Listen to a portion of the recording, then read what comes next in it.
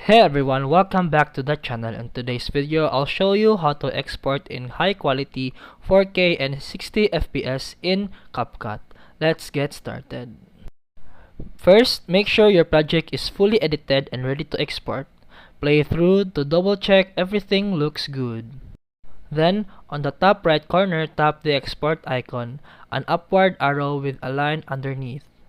Before exporting, look at the options on the top of the screen.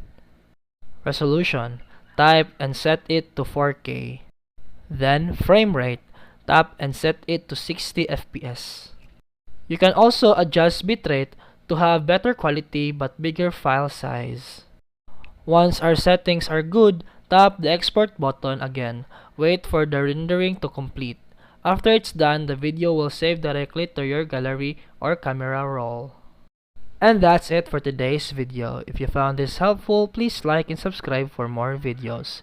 See you in the next one.